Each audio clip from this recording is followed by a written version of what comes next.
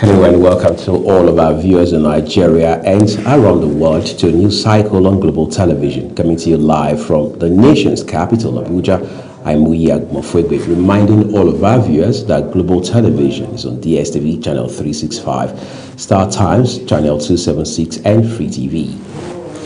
President Bola Tinubu has transmitted a constitution alteration bill seeking the establishment of state police to the Senate.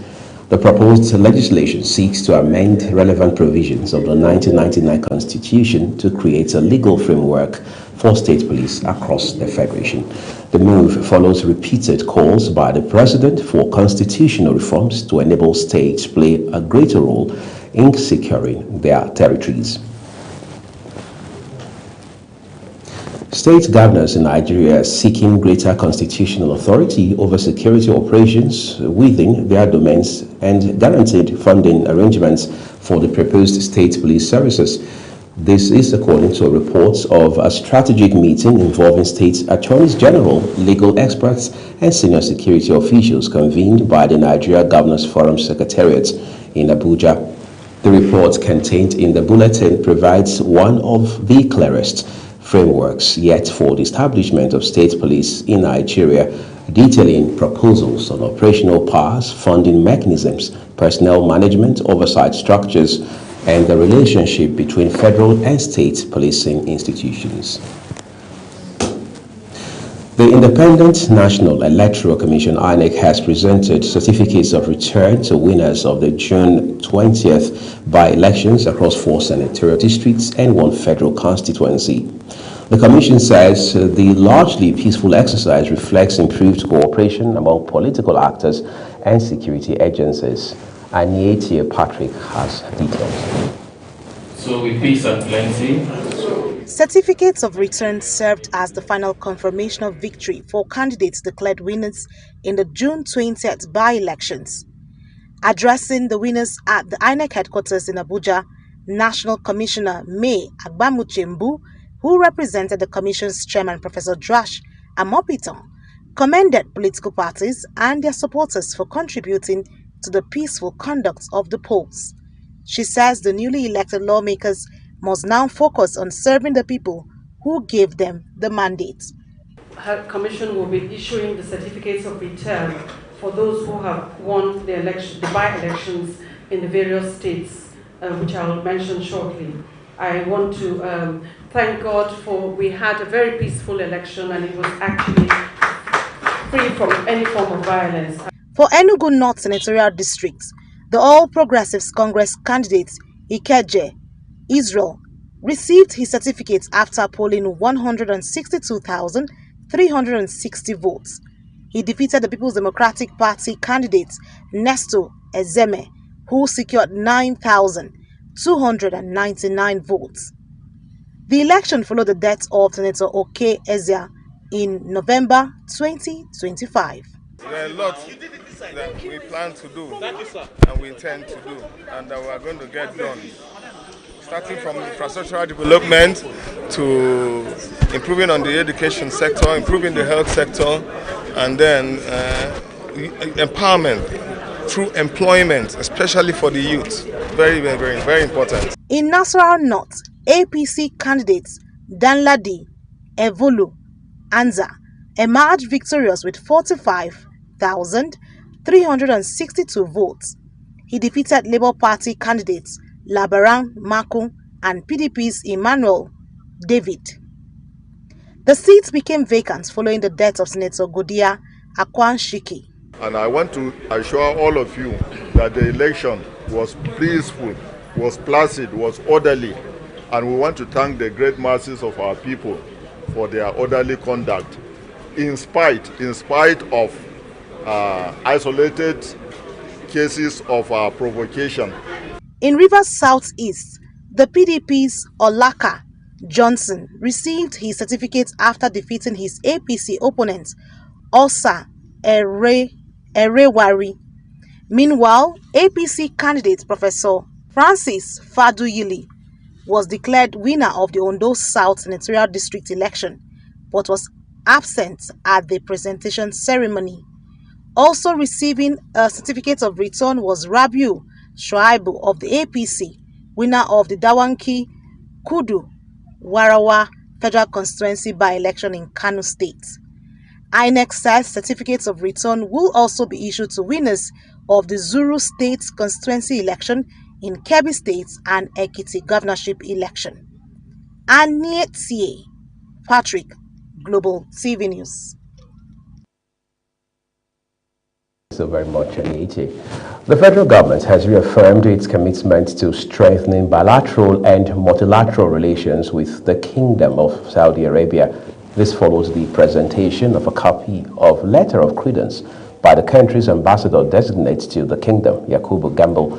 The presentation took place in Riyadh, Saudi Arabia, where Ambassador Gambo had formally handed over a copy of his letter of credence to Ambassador Abdul Majid bin Rashid Al Samari, the Undersecretary of the Ministry of Foreign Affairs for Protocol Affairs. And back home, the Federal Ministry of Environment has warned that at least 26 states and the Federal Capital Territory may experience flooding between June 22 and July 5, 2026, following forecasts of heavy rainfall across several parts of the country. In a flood prediction issued through the National Flood Early Warning Center under the Erosion, Flood and Coastal Zone Management Department, the ministry identified hundreds of communities across the country as either critical risk or high-risk flood zones. States listed under the critical risk category include Abia, Adamawa, Edo, Ekiti, Lagos, and more. The Nigerian Army has called for stronger collaboration among security agencies to effectively tackle the country's security challenges, including insurgency, terrorism, banditry, kidnapping, and militancy. Commander of the 4 Special Forces Command, Doma, Nasarawa State, Major General Olorutimi Awolo, made the call while declaring open the week-long Command Operations Planning CADA 2026. Awolo said Nigeria's security threats differ across regions and require specialized responses, training, and coordination among personnel operating in various theaters of operation. Kano State Governor Abba Kabir Yusuf has ordered a full investigation into the death of a 15-year-old student of St. Louis Secondary School, Kano. The governor gave the assurance during a condolence visit to the family of the deceased, saying a committee has already been set up to uncover the circumstances surrounding the incident. Idris Jibril has details. Kano State Governor Abba Kabir Yusuf led top government officials to the residence of the late Nohail Omar at Farm Center Quarters to sympathize with her family. The 15-year-old boarding student reportedly died under unclear circumstances following an alleged incident involving senior prefect at St. Louis Secondary School. Governor Yusuf assured the family that the state government would leave no stone unturned in uncovering the facts behind the student's death. He disclosed that an investigative committee has already commenced work to determine the immediate and remote causes of the incidents. I want to assure you that we will conduct a thorough investigation to uncover the true circumstances around her death. I have already constituted a committee to engage with the school authorities. While the police continue their independent investigation, we are committed to ensuring that justice is served. The governor also visited the family of elder statesman Dr. Mahmoud Bafayola, who recently passed away. During the visit, he announced that Dawakin Tofa General Hospital will now be renamed Dr. Mahmoud Bafayola General Hospital in honor of the late educationist and community leader. In our desire to immortalize the late Dr. Yola and honor his remarkable legacy, I have approved the renaming of Dawakin Tofa General Hospital after him. This is a fitting tribute that will ensure people of Kano State continue to remember and appreciate his immense contributions to the development of our state. Governor Yusuf described the late Bafayola as a pioneer of adult education in Kano, whose effort helped expand access to learning across the state. For his children, I will meet with them and other members of the family to discuss how the government can support their education. This is in recognition of their late father's outstanding service and immense contribution to the education sector. The governor also directed the Ministry of Health to immediately start the renovation of the hospital. He said the facility will serve several local government areas, including Dawakin Tofa, Rimangadu, Tofa, and Bagwai, reaffirming his administration's commitment to improving healthcare delivery across Kano State. From Kano, Idris Jibrin, Global Television News.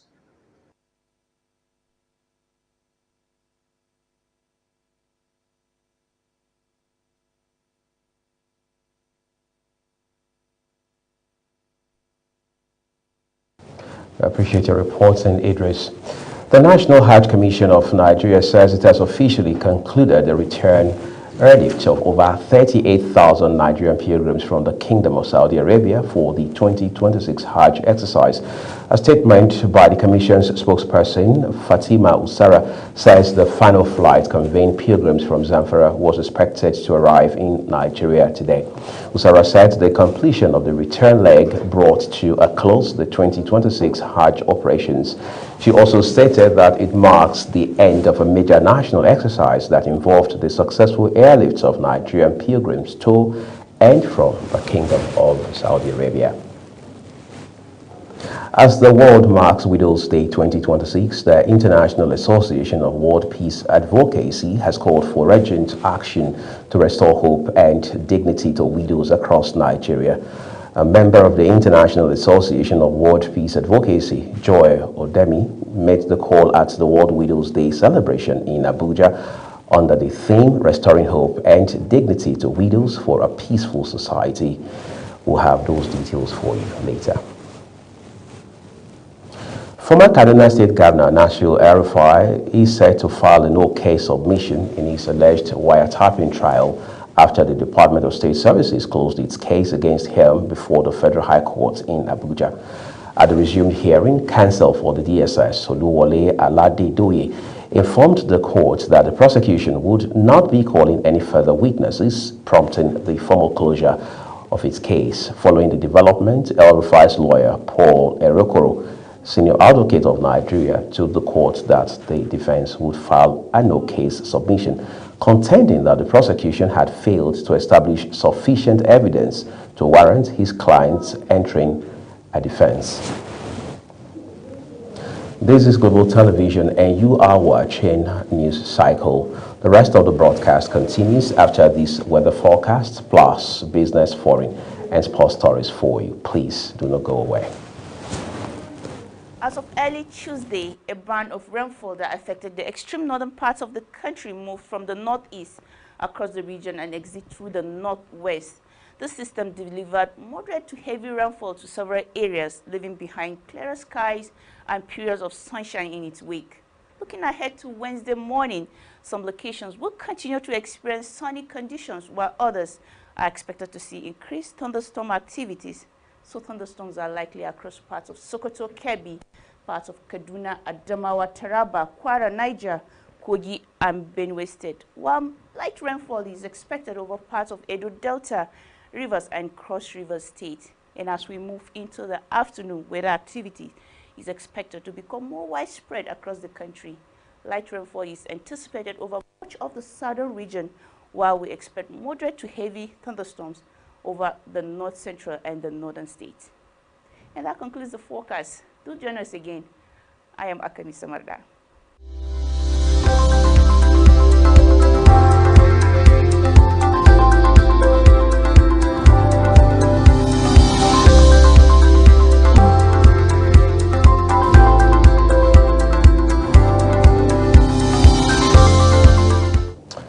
In business, the United Kingdom has commended the economic reforms being implemented by President Bola Tinubu's administration, describing Nigeria's ongoing recovery as a success story that other countries can draw inspiration from.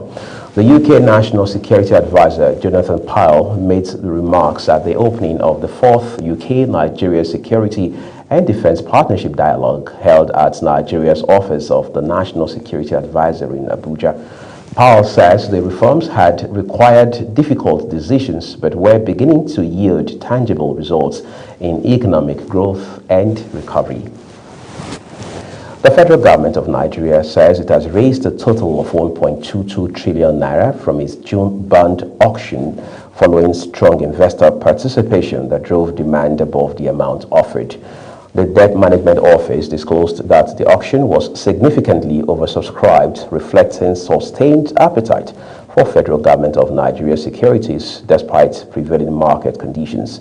At the auction, the agency offered 600 billion naira each into reopened instruments, the 22.60% FGN January 2035 bond and the 16.2499% FGN April 2037 bond, bringing the total offer size to 1.2 trillion naira. The federal government has assured indigenous ship owners that the long-awaited cabotage vessel financing fund will be dispersed. The assurance comes amid growing concerns among maritime stakeholders who fear that the latest promise of disbursement could become another failed pledge after years of delays, missed deadlines, and unfulfilled commitments by successive administrations. Industry operators say they remain cautious despite the renewed commitment by the federal government through the Ministry of Marine and Blue Economy to facilitate the release of the estimated $700 million fund. Let's take the news beyond our shores now. The United Kingdom's Deputy Chief of the Defense Staff, Lieutenant General Sir Charlie Collins, has arrived in Maiduguri, Borno State capital, for a high-level assessment of bilateral defense cooperation with the Nigerian Army. The British Defense Staff West Africa announced the visit in a post on its official X handle today. The military says the visit underscores the United Kingdom's ongoing support for Nigeria-led initiatives aimed at enhancing security and promoting regional stability in West Africa amid persistent threats from terrorism and insurgency. U.S. President Donald Trump says Iran has fully and completely agreed to allow nuclear inspectors to return to the country and that U.S. Navy forces would no longer blockade the Strait of Hormuz. Washington has been negotiating with Tehran on critical issues such as the fate of the Islamic Republic's nuclear program in the wake of a deal the two fools signed aimed at ending the Middle East war. Shortly before the posts, Iran noted that the United Nations nuclear watchdog will not be able to inspect key nuclear sites bombed by U.S. and Israeli forces last year. Turkish police have arrested more than 200 people suspected of links to the Islamic State and outlawed far-left groups before an upcoming NATO summit. The Ankara prosecutor's office says 209 people had been detained in the capital, while 32 others remained at large. Of those held, 185 are suspected of membership in several far-left organizations designated as terrorist groups by Ankara. Let's bring you some quick excitement from the world of sports now. Nigeria's under-17 women's national team, the Flamingos, will take on Royal Toms Queens at the Remo Star Stadium, Ikene, in their final friendly before next month's FIFA Under-17 Women's World Cup qualifying tie against Benin Republic. The game follows a 3-0 win over Dreams Star Ladies, in which opened the scoring in the 24th minute. Queen Joseph doubled the lead in the 67th minute, and Oluwakemi Adegbuyi completed the lead in the 80th minute. The Flamingos are expected to host the first leg of their qualifier against the Benin Republic's Young Amazons in Ikene before traveling to Cotonou for the return. Kylian Mbappe has marked his 100th cap by scoring 2 more World Cup goals as France eased to 3-0 win over Iraq in a game delayed by 2 hours by a severe storm. Mbappe opened the scoring in the 14th minute, adding another 9 minutes into the second half, with last year's Ballon d'Or winner Ousmane Dembele getting the other goal for the tournament's favorites in Philadelphia. Mbappe moved to 16 World Cup goals in his career, 2 behind Lionel Messi, who sets a new record of 18 goals by netting twice for Argentina against Austria. Quite remarkable. That's the full cycle on the news here. As always, we would like to remind you that we are on DSTV, channel 365, Star Times, channel 276, and Free TV. Kindly follow Global Television across all social media platforms using @GlobalTVNG, as well as other handles now showing on your screen. I'm Muyi Agmofwebe, thanking you for watching, and I will see you on News Prime.